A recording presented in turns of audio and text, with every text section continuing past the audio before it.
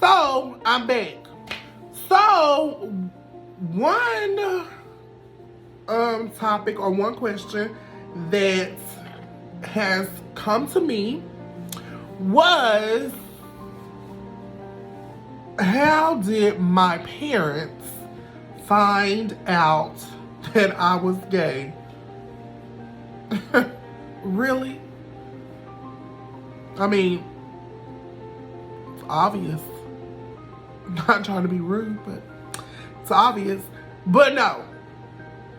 So, where did I start? How did my parents find out that I was gay? Ooh. Okay, so we can start here.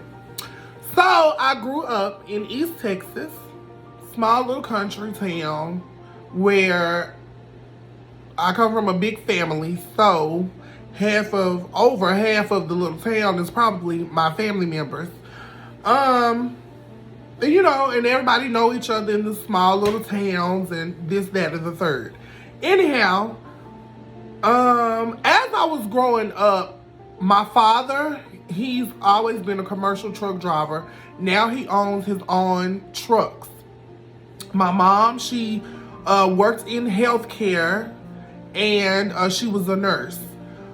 So my grandmother, she was a nurse. My grandfather, he worked, he is still living, and he's a rancher. So, I come from I come from a typical family. I was raised in church. I have always been very different. I've always been different. Whether it was with my family or my friends, I was always different. So, growing up, my dad was always out on the road.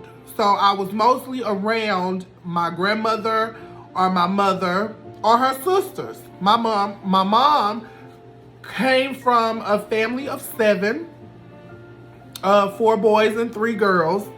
And so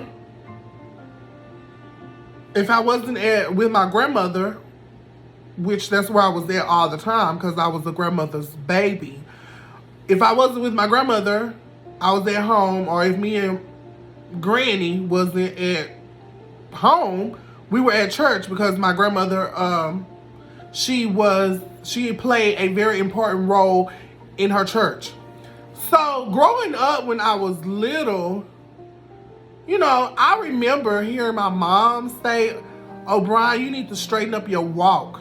And I'd be like, "Mama, what?" In my little kid mind, then I was like, what does she mean straighten up my walk? I never understood what she meant, about straighten up my walk. To me, I was just walking. But my mama would tell me that periodically. Brian, she would say, "Baby, straighten up your walk." And I'd be like, in my mind, "Mama, what are you talking about? Straighten up my walk? I'm just walking." So, as time went on, we ended up moving to this little small town that was like 9 miles away from my grandparents. Mind you, my grandmother basically raised me because I just loved spending time with my grandmama. I just loved being around my grandmother. And on top of that, she always spoiled me and kept me out of trouble, which, I wasn't no bad child, no how, but Granny always kept me out of trouble. Growing up during the summer, all of the boys, I ain't gonna say tried to be, I was just me. I've always been me, whether it's feminine or flamboyant. Far as I can remember, I have always been O'Brien. Maybe when I got a little older, maybe I started to become more comfortable with myself. But as far as I can remember, I have always been me. What you see is what you get. So during the summers, how we would make our money to buy our school clothes is my grandfather, he owns a ranch. He owns farmland and cattle and all that kind of stuff. So during the summertime, the boys and, the kids would have to go work either in the hay field. Yes, I know it's hard to believe, but I used to bale hay. Drive tractors, John Deere, all of that. Toss them big old hay bales. Yes, ma'am. Yes, sir. And in between, I did it all. So, in the summer, in order for us to make money for our school clothes, see, my grandparents, my grandfather, and my mom and them, they taught us the value of money, and they taught us the value of working hard for what you want at a very young age. I didn't understand that when I was little, because I would see, all the other kids in the neighborhood just running around freely, but Mr. Ed grandkids had to be in the hay field, or we was in the garden, or, we was down in the Bass place taking care of the cows, or we was in Post Oak going to go feed the cows, and we was somewhere doing something in the nature. So during the summer, like I said, we would have to work somewhere for my grandfather in order to get money to pay for our school clothes. So growing up, I used to bale hay, as I stated. I used to cut the grass, drive the tractors. We used to plant our fruits and vegetables, tend to the little animals like sheep and goats, and the real farm life, honey. That's where I came from, the deep wood country. That's where I came from. So when I got about, maybe 10, 11, preteen, I told my grandmama one day, because by this time my grandparents had split up. They were still married, but they split up.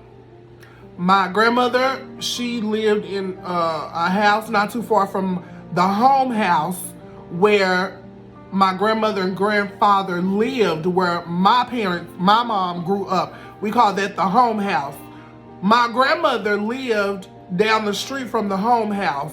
And like I said, where I came from, my family, we all kind of lived in the same area, because it's a lot of us. We lived in the same area.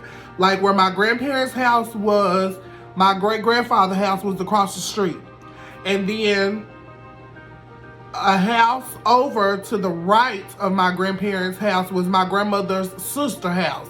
And across the street from that sister was another sister. And to the right of that sister was one of our aunts. And to the right of that aunt was two more aunts. So we all lived right there together. So, I remember one day, I remember it so clear. My grandmother had to have one of her legs amputated because she fell off of the porch one Sunday. We were getting ready to go to church, and she ended up falling off of the porch, and she twisted her ankle, or she broke her ankle. And when the doctors put it in the cast, they didn't wrap her leg the correct way. So anyway, make a long story short, it ended up getting infected, and my grandmother had to have her leg amputated. So of course, then someone had to be there to assist her. Since I was always grandmother's favorite, it was just right for me to go live with grandmother. So, I remember one summer, granddaddy had called and said he was on his way to come pick me up. And the couple of days before that, I was in this barn. We was stacking up hay bales, and I was in this barn. Ooh, girl, and I can't do no heat. Ooh, I can't do no heat. Just imagine me out there in some overalls that was 5 times bigger than I was, trying to throw some hay bales. So I remember being in this barn, and it was extra hot, and it was a bee nest up in the ceiling of the barn, and I tried to stay away from them bees, honey, because I'm not no outdoor person. I'm not. I don't like to be hot. I don't play with the animals. I don't do that. I don't do that, honey. So anyway, so I was in there born, and I don't know how I ended up getting stung, but I ended up getting stung by one of those bees. And my grandmother had to, push the little stinger out of me.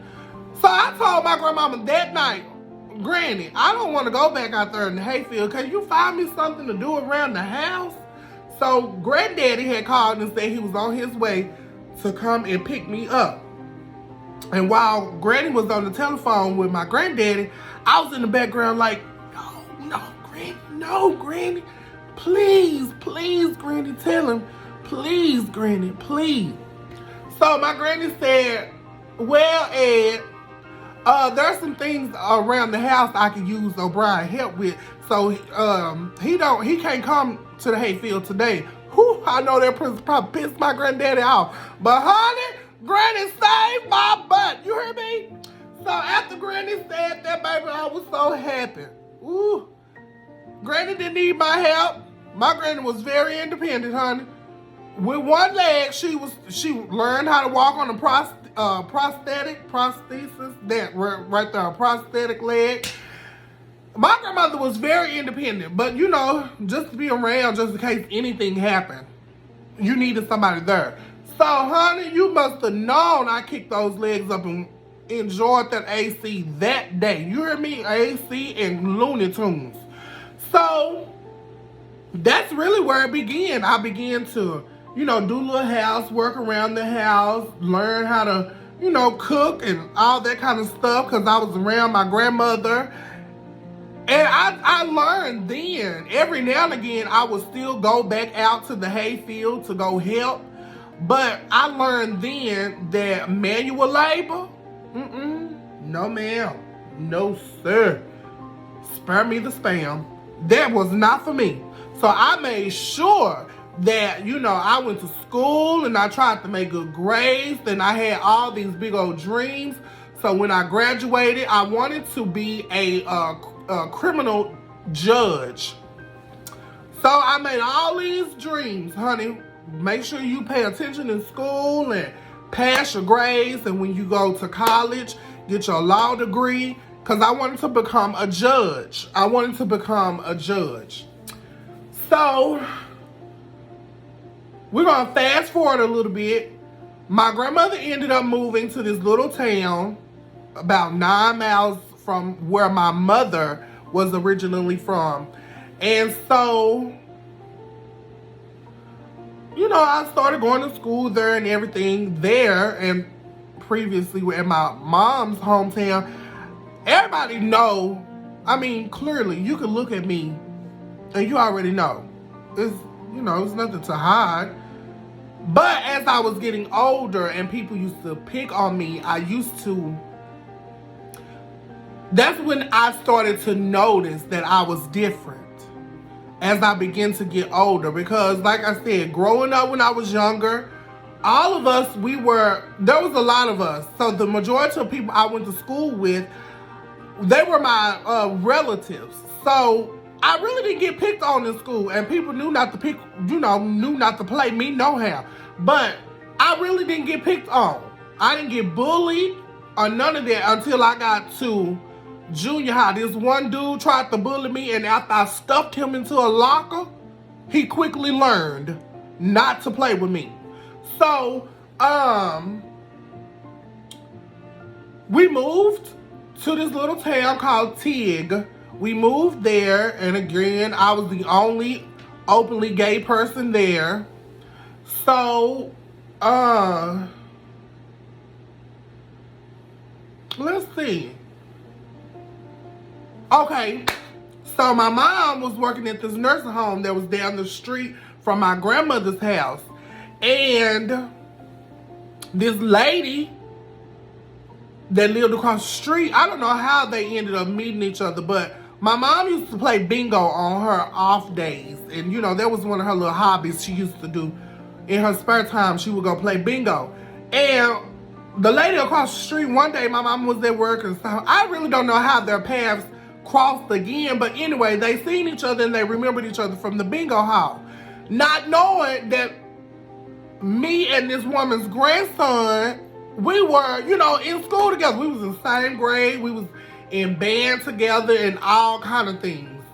So, oh, I ain't told nobody this. When I was real young, one of my family members fondled with me. Oh, I can't believe I just said that. And I never shared that with no one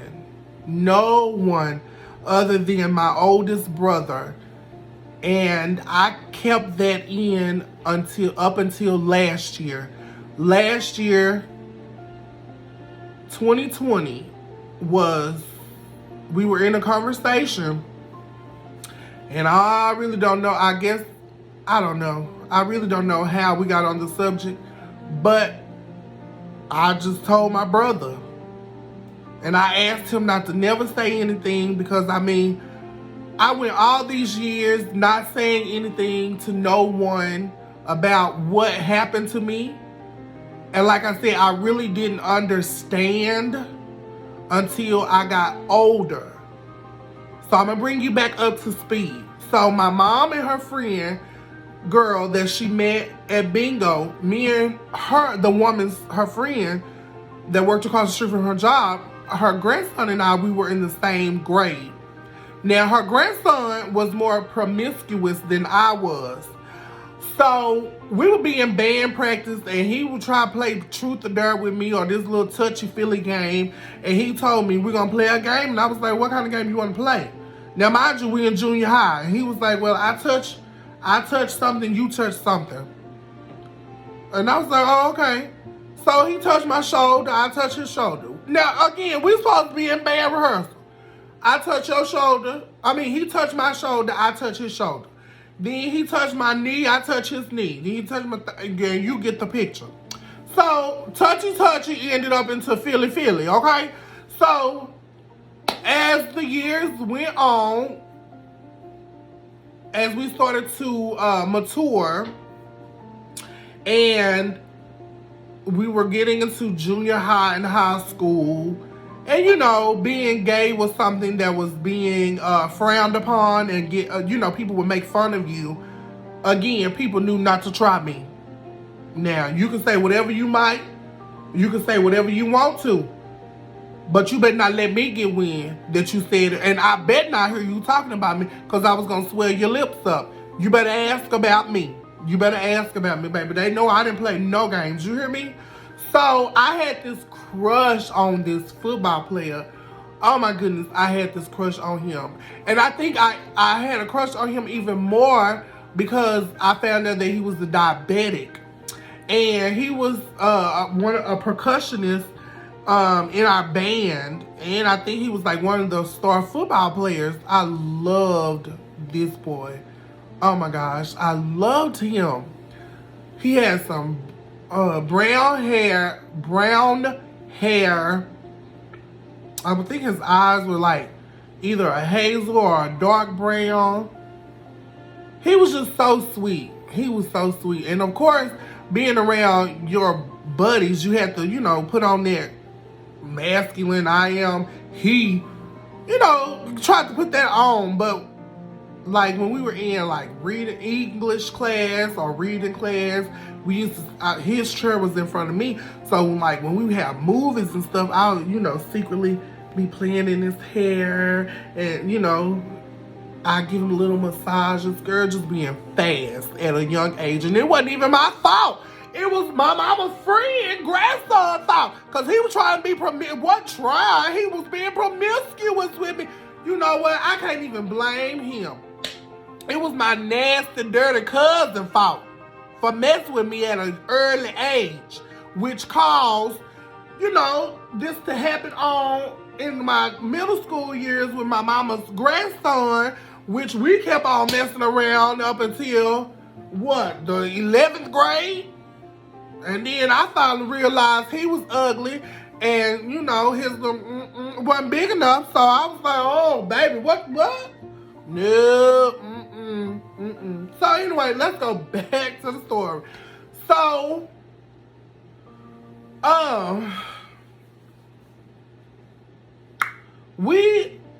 My mama would keep on saying, O'Brien, baby, straighten up your walk. And I would never forget, I remember when my mama, would say that, of course, when I got older, I would ask questions. And I would ask one of my aunties, have I always been like this? Because, some people say, oh, I was born this way. And some people was like, you can't be born gay. I used to be one of those people that used to say that no, a person just don't come out gay. I can't help but to jump spiritual because that's a part of who I am. Now, as I was trying to begin the steps of becoming comfortable with me, I began to do research. I remember I had a cousin that my mom was very close with. They were very close. And I remember as a little kid, I remember seeing him at my auntie house, my great auntie house that lived not like 2 houses away from my grandmother and them. I remember seeing my cousin at my great auntie house. And I remember him being like this big. He was like this big. This big. And he was really dark, dark, dark. And before you know it, he ended up just vanishing away. I remember this being a little child, younger child. So he ended up just vanishing away. So I asked, what happened to him. And, the story was he had moved to Dallas. He had met a gentleman. The gentleman gave him HIV. And, what I seen was the end stages of his life. That's why he vanished away. But one of my aunts told me, because I asked the question, have I always been like this? Have I always been gay? Have I always had these feminine mannerisms? And have I always just been feminine? One of my mom's sisters, she was openly gay. And she's been gay my entire life, Lord rest her soul. She told me, she said, O'Brien, you came out of your mama gay. And I was like, how do you come out of, how can you be born gay? Like something had to have happened in order for these feelings to come. Something had to happen. So for a long time, I was one of those that said, that's just not true. So you cannot come out being gay. But again, not to jump spiritual, but I have to. So I began to do research. And I was like, I would kind of ask my mom, but I wouldn't ask her because I didn't know how she felt if I would come out and say, hey, Mom, I think I'm gay. I never had that conversation with my mom. Never. My mother was very smart, very intelligent. Most of all, she had the spirit of discernment. So I think she already discerned what was really going on with me. Because I remember she would be at work and she had, heels and things.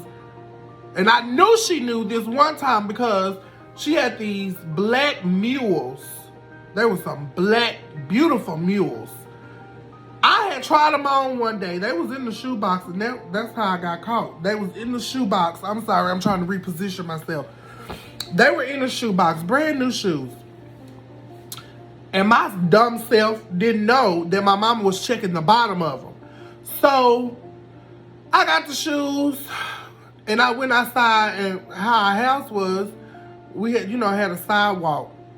So I go outside, and when I stepped down, the shoe said, shoo, it slid. And I was like, ooh, I almost fell. But I found out that them heels could slide on the sidewalk. So every now and again, I'll go get in my mama's mules, and I'll be playing her heels sliding on the sidewalk, not knowing that the gravel, the concrete, was scraping the bottom of my mama's heels. So that's how she found out somebody was playing in her high heels. Dumb O'Brien. Anyways, so I would ask my aunt, back to store. I would ask my aunt, I said, how does somebody come out gay? So my other aunt, my mama's baby sister, she said, oh, Brian, when your mama was pregnant with you, her and Marvell, that was my cousin that passed away. She said, your mama and Marvell was inseparable. She said, your mom would come to Dallas on the weekends and they would hang out with each other and they would hang out with each other. So me being spiritual as I am, the Bible says spirits transfer. So one day I was sharing what my aunt had told me with my spiritual sister, because the question, I needed this question answered. Have I always been this way? Have I always been this way? So me and my spiritual sister, we were talking, and I told her, I shared with her what my aunt had shared with me. My mom and my cousin were very close during the time she was pregnant with me. And I said, and I wonder, since spirits can transfer, did the spirit of my cousin, that homosexual spirit, was it transferred to my mom because she was pregnant with me? And I came out that way, since my aunt that was gay said you came out of your mom this way. And I was like, I wonder.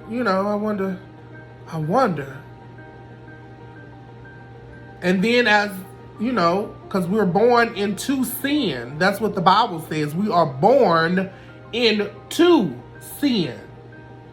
And we are shaped in iniquity. So I was like, wow, a person can be born gay.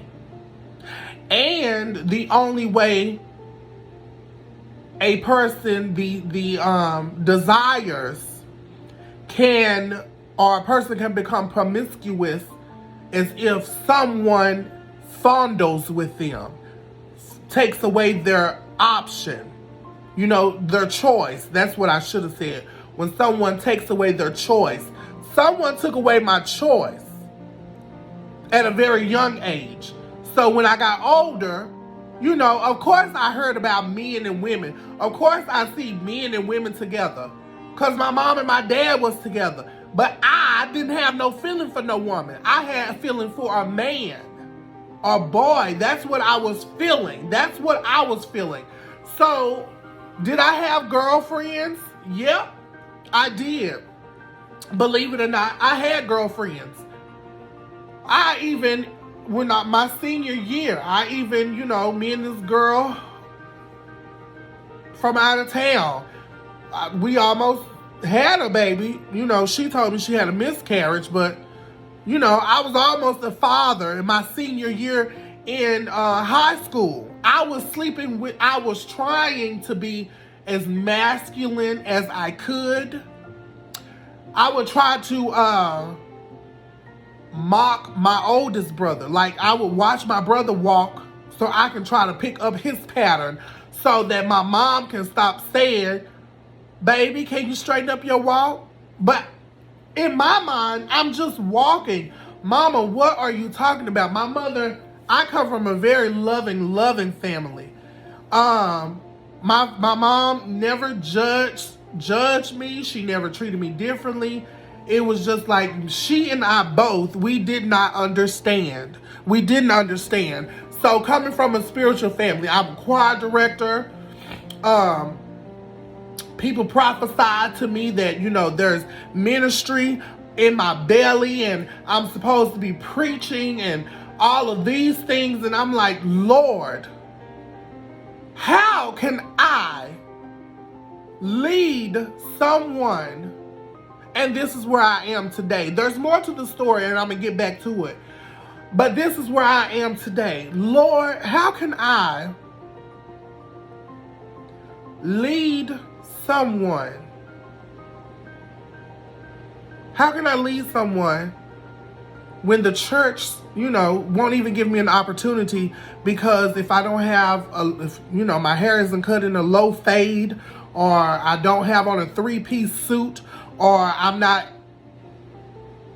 masculine, the church will never give me an opportunity to operate in my gift because I don't match or I don't look the way that a man is supposed to look, or I don't act the way that a man is supposed to act. So if ministry is in me and I'm supposed to be preaching or whatever the case may be, how can I ever get to that place when the people that are in position and the people that have the opportunity to reach down and pull me up, how can I have that opportunity when they'll never give me the opportunity because I don't wear my hair in a low fade, or I don't wear a 3-piece suit to church every Sunday? Did I used to do that? Absolutely. I did that because that is what people told me I was supposed to do. That is what I thought was going to make me be accepted. I was getting a low fade. I was dressing up in 3-piece suits. I was trying to, walk around sagging, feminine as could be. Look like, no offense to no one, look like a confused dyke. But I was trying to fit in with everyone. Trying to fit in with everyone. And all at the same time, I was losing my own identity. So, the aunt that was gay, that told me that I came out of my mom this way. As I went on, life went on and everything. I graduated and I moved from there to Dallas. My aunt ended up moving here also, and her girlfriend had a mishap, and they ended up going separate ways and all kinds of things like that.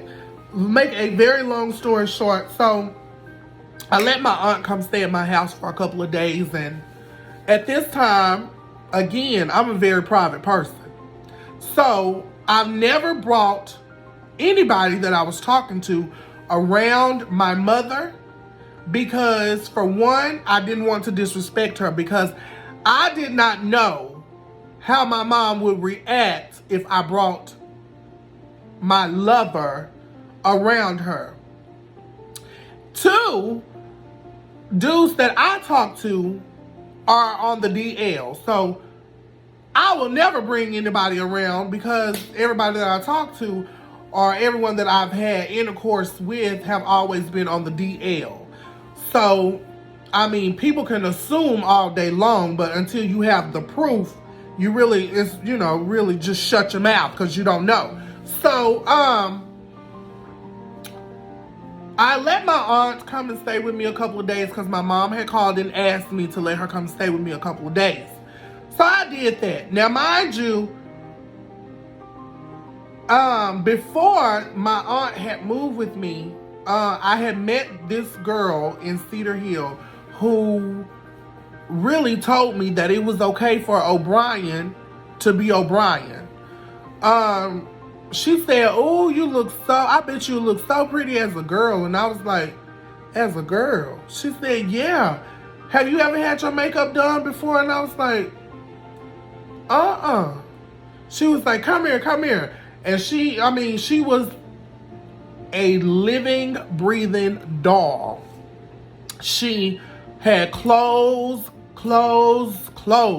shoes, accessories, wigs, and everything that you can think of, my friend girl had. So she ended up beating my face. She beat my face to the gods. You hear me? She beat my face down. And I looked in that mirror and I was a totally different person. And I was just sitting there like, oh my goodness, I'm so pretty. As O'Brien, I was very handsome. My grandmother friends, her, church women from the church. Oh, you got some big, beautiful legs. Oh, ain't no scars or nothing on your legs. Oh, your legs prettier than mine. These are women telling me this stuff at a young age. Oh, oh, you got some big old red thighs. You know, so I couldn't help. Maybe I could have. I don't know. But to me, I just couldn't help. All of this lifestyle has just been around me my entire life. So when my friend Chemo, she beat my face and put me in her clothes and she did my hair, I was just sitting there in the mirror and I was like, oh my God, I'm so beautiful. Not knowing that I was dealing with low self-esteem. Until that day, I looked into her mirror and I seen Kavea. That was my name, Kavea, my alter ego. When I seen Kavea, it was like a whole new person. Do I want to be a woman? Have I ever wanted to be a woman? No, absolutely not. That day changed my life. So I started dressing up as a girl. And I'm gonna bring you back to speed. I started dressing up as a girl. I was bad. You hear me? I was something bad. I had a nice little shape. I've always had a big bottom, small waist. Now I'm like a 3-liter. So don't watch me now. But when, I was younger, I always had women features. I looked like my mom and my grandmother. I didn't start growing facial hair until I started shaving stuff that wasn't there because I got tired of people always saying, oh, you're such a pretty girl. Or I'll be somewhere standing around with my father and my voice has always been light. We could be somewhere ordering food or I'm with my dad and, somebody, yes, ma'am. And then I see how it upset it makes my father. That ain't no woman. That's a man. Oh. So I began to start shaving stuff that wasn't there. So that's how I ended up. My skin is very sensitive. So that's how, I ended up looking under here, how I look. Ugh, and I hate it. I wish I would have never started doing that. I didn't start growing hair, especially in my face, until literally I was like 25. Literally, I didn't start growing hair in my face till I was 25. So, this story is all over the place, and I hope y'all catch, keep it up. Anyhow, what time is it? 37 minutes. Ooh, that's a long video. Okay, so we're gonna probably do this in 2 parts. So where was I at? Okay. So when Chemo did my makeup, she birthed somebody new. Miss Kavea Chantel Diamond House was now born. Baby, you couldn't tell me nothing. I used to dress like that all the time. Not because I wanted to be a girl. Because I was fine just being O'Brien. Not that I wanted to be a girl. I just loved the attention that I was getting from it. I could, go from the house to the mailbox. And before I got back to the house, I came back with 3 or 4 phone numbers. Just the attention that I was getting, I loved that. I did not know before Kavea that I was suffering from low self-esteem, because when O'Brien was just being O'Brien, not too many people paid attention to O'Brien. Yes, you had those church women. Oh, you so cute, especially when you're in your 3-piece suit. Because my grandmother kept me dressed. My grandmother kept me dressed. You hear me? And then even, my grandmother taught me how to dress. Anyhow, I would hear women say, oh, you're so handsome. Oh, you're so handsome. But nobody else. But you let Kavea, you got women saying, oh, you're so pretty. Then when you tell them, when they find out you a man, they be like, I know you lying. You ain't no man. You got to prove it to me. You prove it to them. oh my God, you look so pretty. You look better than, a real woman. I loved the attention. So my aunts, bring you back up to speed. This is how my mother found out about me.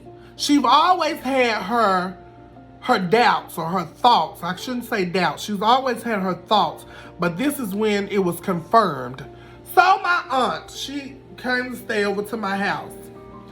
And at this particular time, I was dating this real known down low drug dealer from Pleasant Grove. I will never tell anybody who I've slept with, because I never put nobody's business out like that. That's something that I will never do. Who I done slept with will go with me to my grave. So I was messing with this well-known DL drug dealer. And of course, when, we was to see each other, I was supposed to be dressed. Because that's, he met Conveyor Chantel. He didn't meet O'Brien. So when he called, you might as well just get dressed. So stay dressed. Anyhow, my aunt and I had got wind that she was checking my mail and all this other kind of stuff. Then she was trying to tell me how to live in my house. And I'm like, hold up. Because the last time I checked, when I write a money order out, I sign it and my name is on the lease here. No, ma'am. No, ma'am. And my grandmother always taught me, if you think you grown, you go get your own. Especially when, I was starting smelling myself, as old people say. You think you grown, you get your own. So, I was like, a light came on. No, ma'am. You don't tell me what to do in my house where I pay bills. How about you pack your bags, you get up and you go on the other side of that door, and then you can, figure it out from there. So, anyhow, put my auntie out. She get mad at me because she had to go back down to the country. She get mad at me. She go to Fairfield and she tell my mom, why you think your son is up there being all good and all? Did he tell you, he failed to tell you he was up there dressing in women's clothing? I was like, you know what I was like. Girl, no you didn't. So my mama, being the lady that she was, she called me, and she was so slick. She called me and said, hey baby, hey mama, and it was around the holiday. It was around a holiday. I want to say Christmas. That's where I think it was. One Christmas, she said, hey baby, hey mama, when you coming down to see me? Now mind you, my family church is in Fairfield. So at this particular time, every Sunday, a group of my family that lives here in the Metroplex, we would drive an hour to Fairfield to go to church every Sunday. So I was like, well, if the Lord bless, I'll be down there Sunday. And she was like, okay, well, Mama Shaw would love to see you because I haven't seen you in a while. And I was like, yes, ma'am. So instead of going that Sunday, I just ended up driving down there myself to spend the weekend with my mom. So I get down there. My mom was in the kitchen cooking as usual. And she said, come take a ride with mama. And I was like, come take a ride with you. So we get in the car, we ride around town, and she making small conversations and stuff. She making small conversation. We riding around and we pull up to the courthouse. Now, girl, this is the weekend. Girl, what's we at the courthouse for? We finna bail somebody out of jail? Or are you finna take me in here? What we at the courthouse for? It's on the weekend. So she put the car in park and turned it off and unbuckled her seatbelt. So I was like, what's going on? That's what I'm thinking to myself. What's going on? So she turned and she looked at me. She said, is there something you need to tell mama? And I'm thinking like, no ma'am.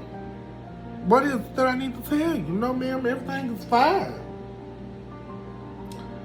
She said, you sure? And I was like, yes ma'am, everything is fine as far as I know. She said, well, what does this mama hear about you dressing in women's clothing? Curtains closed, lights out, bring me a sheet, because I am officially dead.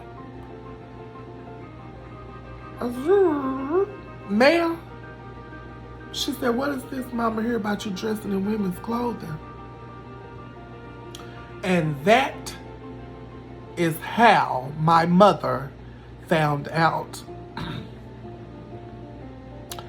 that I was gay. I mean, that day confirmed what my mother had been thinking all of these years. So, I was like, it was like I was punched in my stomach.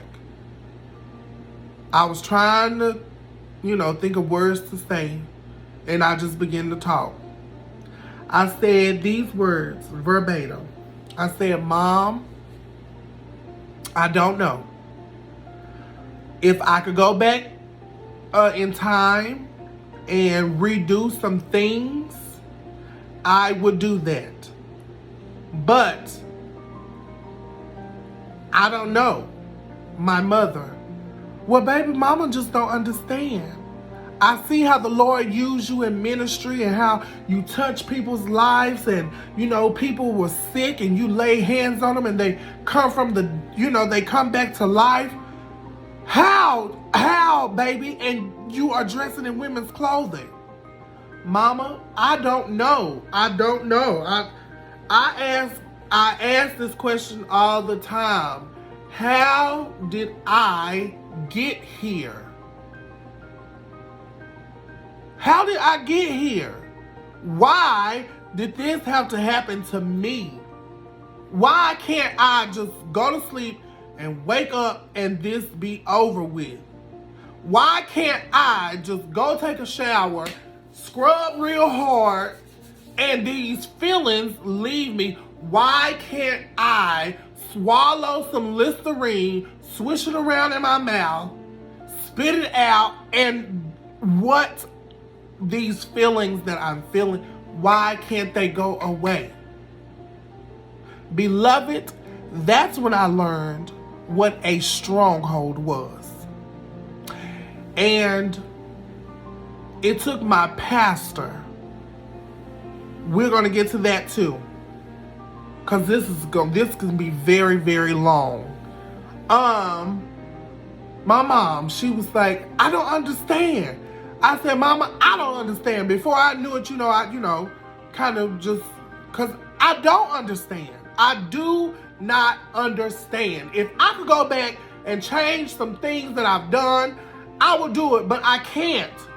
Then here we go, trying to blame everyone else. Well, if my daddy was home more and I had a male role model, maybe things would be changed. I can't use that excuse because I had my grandfather, all of my mom's brothers and sisters, and all of my mom's brothers, because we're talking about male role models, cousins.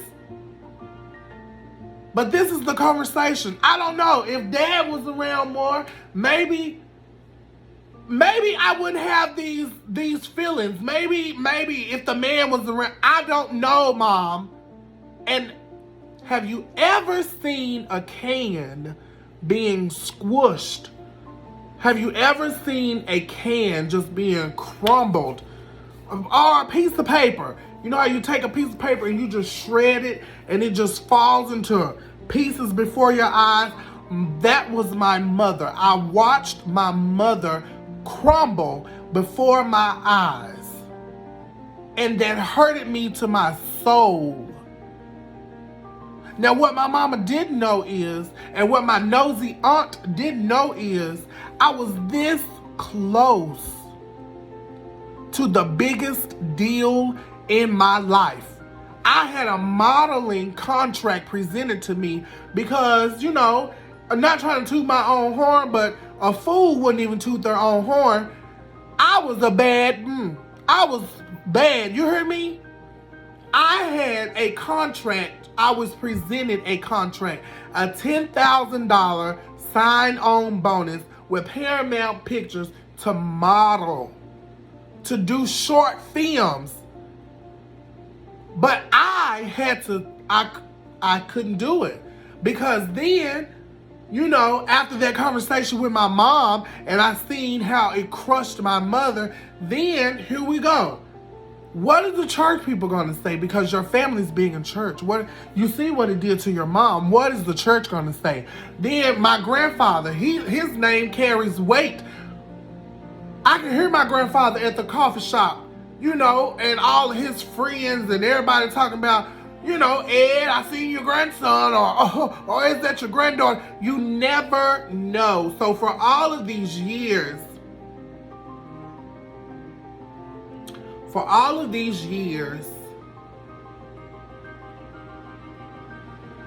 I had to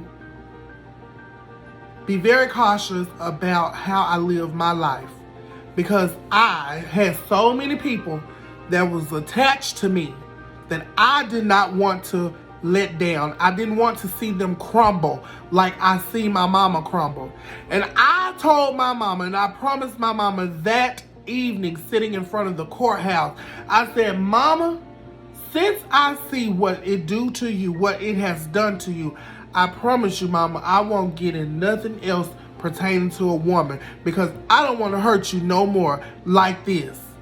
Did I have some slip-ups and did it happen again? Absolutely. I'm not going to lie to you, because that I loved the attention. Not that I wanted to be a girl, I just loved the attention.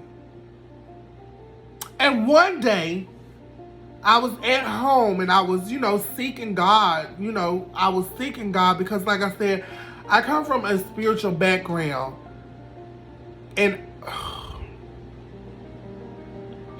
I don't want to die and go to hell because of how I am, just being me.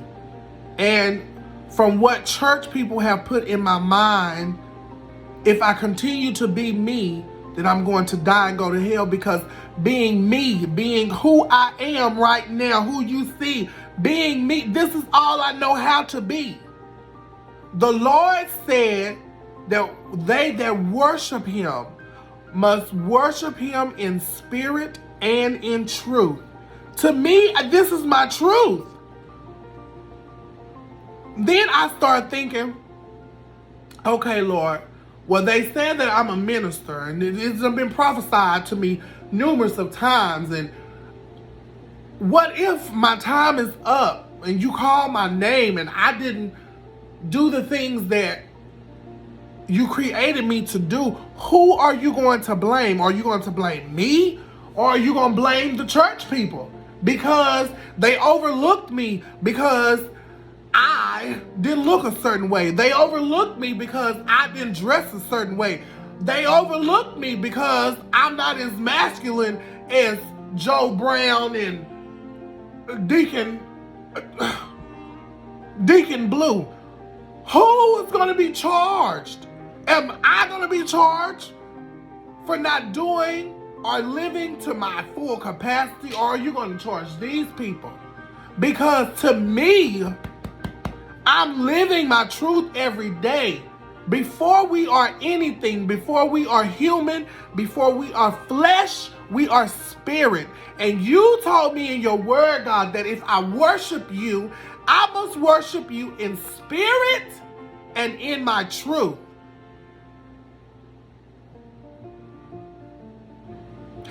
And,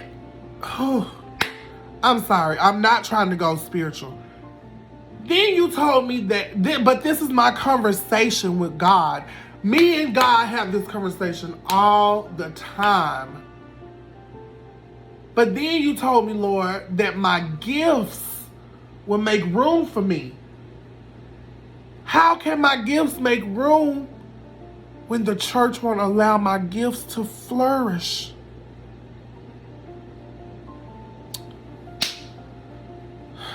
So I went on a fast.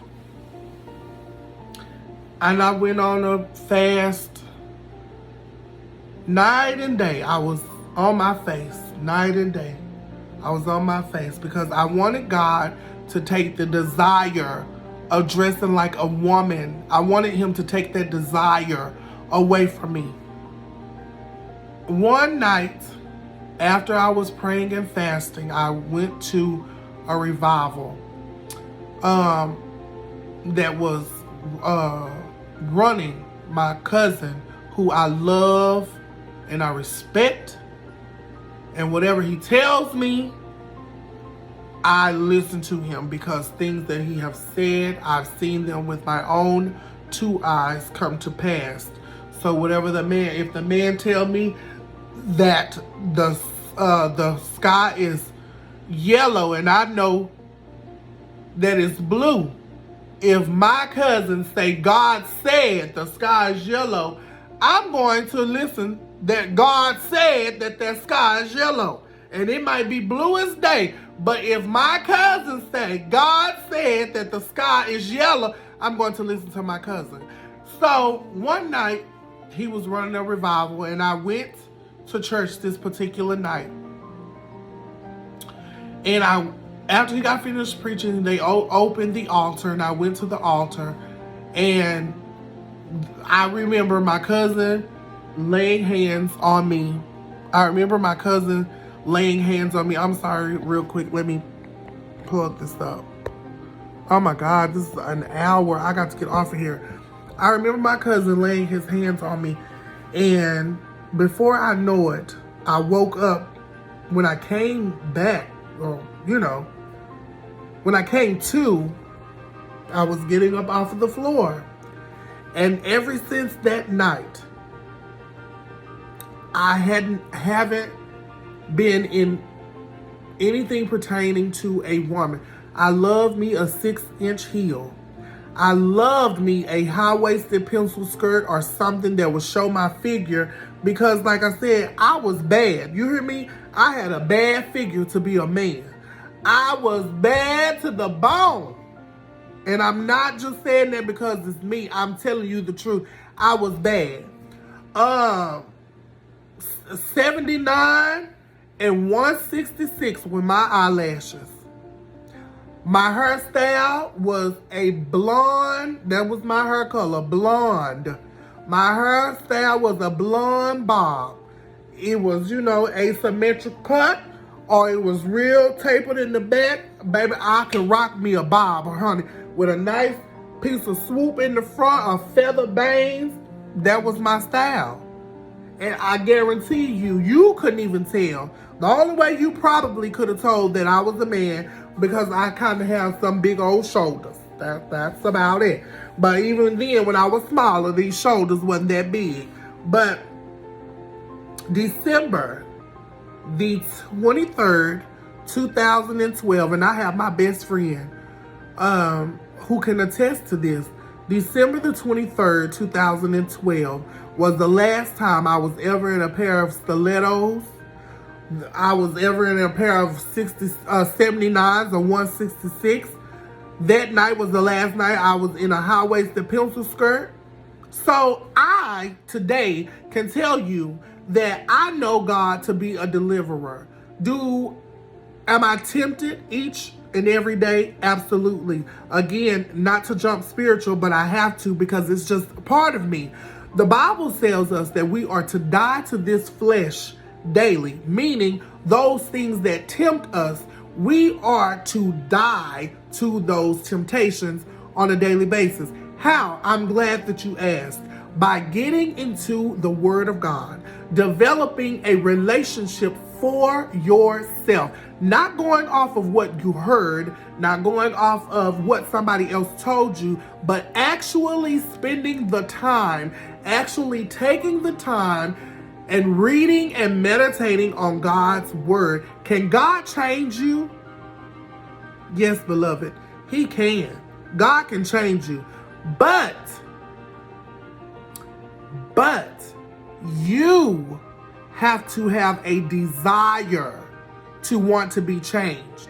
If you do not have a desire, then you're going to be spinning your wheels. And then, of course, it's going to be, easy to say, oh, God can't do anything. No, you just didn't trust Him long enough. Anything worth having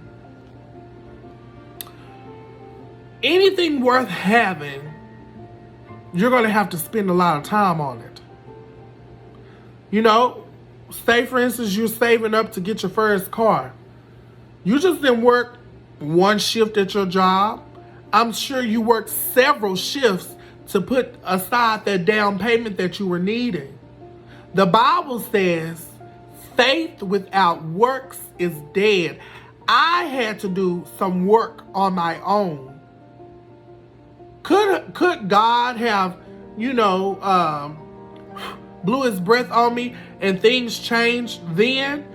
Yes, I'm sure God could, because God can do whatever he wants to. He's a sovereign God, meaning he can do whatever he wants to, when he wants to, how he wants to, when he wants to. But the Bible also tells us some things that we are requesting comes through prayer and fasting. So, I know you're probably asking, how is this your coming out story? I told you.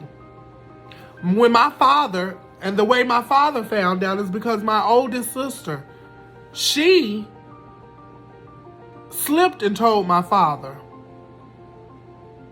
My father had called my sister.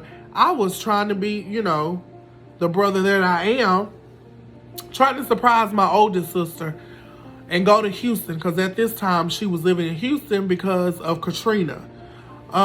She had to relocate because of Katrina. So I was trying to sneak out to Houston and go down there to visit my sister. Now my siblings, like my oldest sister, my oldest brother, they know, because my youngest sister, she's gay.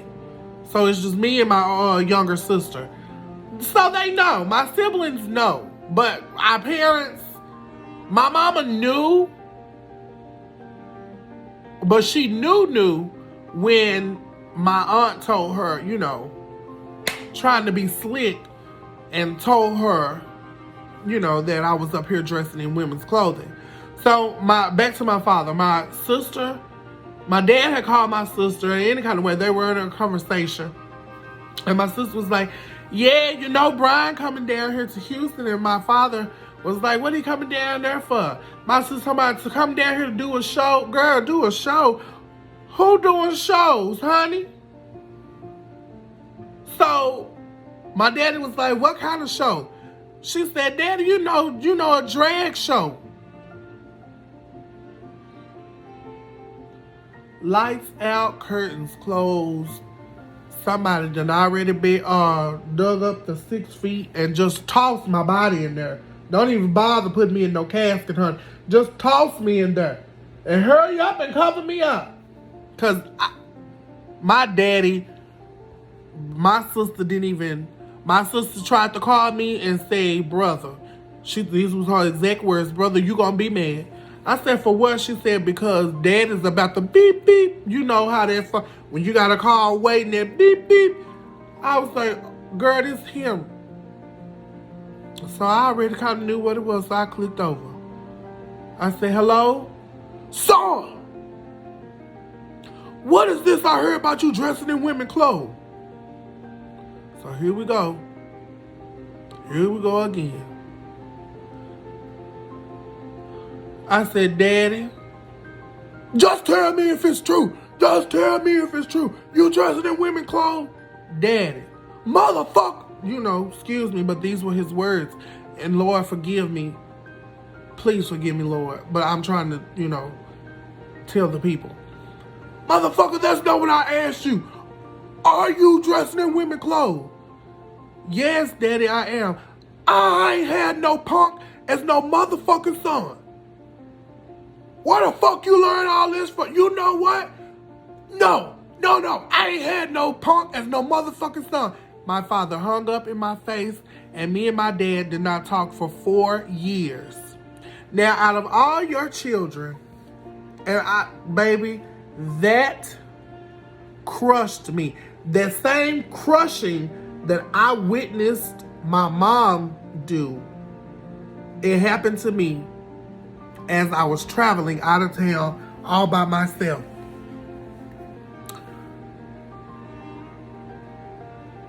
Out of all of my father's children,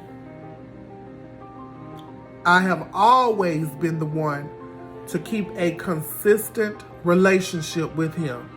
Even after our parents separated, I was always that child that always tried to get mama and daddy back together. And you find out something that was personal to me by accident, and you didn't even take the opportunity to try to ask me, you didn't take the opportunity to do anything. You just made your decision and quickly hung up in my face. Anything could have transpired over those 4 years that you did not talk to me, that he did not talk to me. But I thank God for his grace and his mercy that nothing happened between my father, nothing happened to my father or myself. And I can say today that we do talk, and we kind of, our relationship is, kind of back to where it was. And even to this day, my father, I still try to act as masculine as I can around my father because he's not okay with it. Now, I've always had this issue. They accept my sister for being openly gay. My sister have brought numerous girlfriends around my parents, and my sister looks more like a boy than, I do. It's like we should have been switched at birth, But they're okay. But they were never okay with O'Brien. So that made me feel some kind of way. No one would ever know because I keep my feelings bottled up. I keep my feelings and my thoughts bottled up. So this video is extremely long, and this story could go on and on, which I'm here to share it with you if you want to hear it. I've been on here an hour and 7 minutes. So if you want to, we could do a part 2 of this. I'm gonna let you all go for the night. I need to go say my prayers, and this conversation kind of brought up feelings. So I'm going to end this video for tonight, and if I need to do a part 2, just let me know in the comments, and hey, I will, take the time and we can talk about it. Well, I have enjoyed this time with you. Remember to like, subscribe, and share if you have not already done so. For those of you that have already did it, I appreciate you. Grace and peace I leave with you, and this concludes the Tea with Who? Oh, Beats. Talk to you later.